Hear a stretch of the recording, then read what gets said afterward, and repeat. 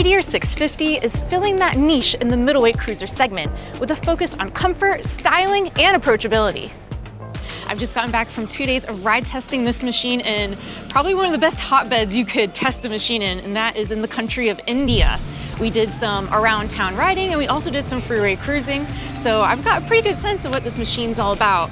And if you aren't certain yet, take a look at it. It is definitely a cruiser. And it's gonna fall into that kind of underserved segment of the middleweight market for cruisers. You know, there's a lot over 1,000 cc. There's quite a few in the lightweight category, around 250 to 300. But in this middle zone of, like, let's say a 650, you're kind of only looking at the Kawasaki Vulcan or the Rebel 500, and now the Royal Enfield Super Meteor 650.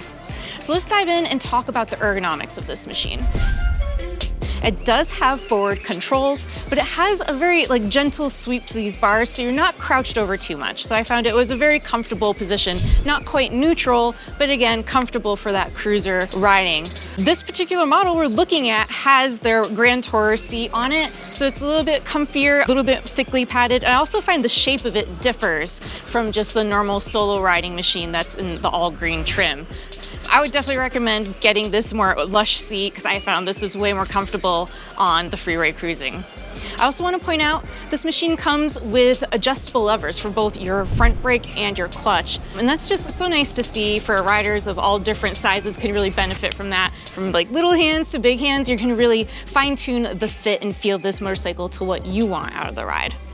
So let's go ahead and talk about rider impressions. There's no rules in India, and that makes it super fun, but also a little scary and chaotic. Now, the Royal Enfield Super Meteor 650 was actually a lot more agile than I expected. Really great on the fast counter steer maneuvers you would have to do to dodge debris in the road or potholes or things like that. Also, a lot of hard braking situations. Definitely felt that ABS kick in and save my bacon, especially on these roads. Could go from pavement to loose dirt. So it's really nice to have that ABS backing you up and helping you brake hard, fast, and safe. Another thing I want to point out is the suspension. So you're looking at Royal Enfield's first upside down fork they're using in this model.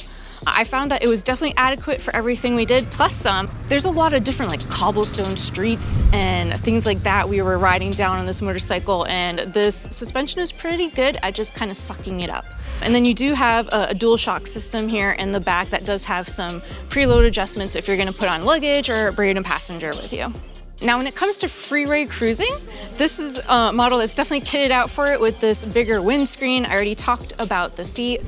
These two items here are really going to make it good for those long shots on the freeway where it's kind of a straightaway, you're in the wind all the time. Even with that said, at the end of the ride, I did find that my bum was a little bit sore from the seat. So for you all-day cruisers, you might want to look at the aftermarket or come up with some solutions for that.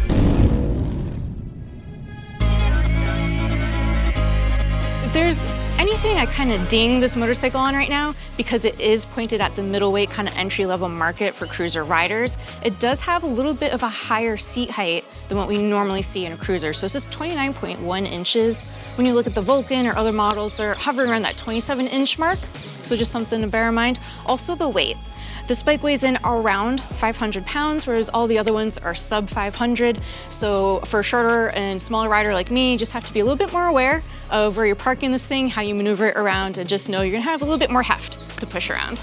So a lot of people are curious, what are gonna be some of the key differences between the Super Meteor 650 and its brothers, say the 650 INT or Continental. Those basic differences are gonna come down to, this is an all new frame and swing arm. Here in this Super Meteor, also the first time with the upside down fork, so different suspension. And they have done some different tuning with the intake and the exhaust on the motor. So it is the same motor, nothing's changed internally, just a more bespoke intake and exhaust for a little bit of a different sound and feel.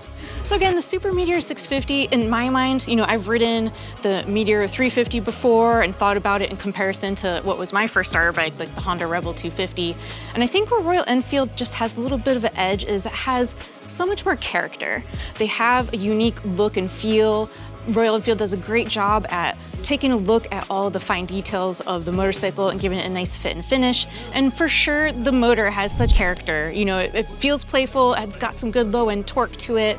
And the sound. I have to say, the sound is something that really excites me, and not something I normally say about a parallel twin. Royal Enfield has not released any pricing yet for the US market, but judging by their European pricing, the Super Meteor 650 will likely fall into the $7,000 to $8,000 range. All right, and so that's gonna wrap it up. Those are the general overview of the Royal Enfield Super Meteor 650 on this first ride review coming to you from India. I hope you enjoyed that. Go ahead and head over to Common Tread if you wanna read the full write-up on this motorcycle. I'm Jen, keep it on 2.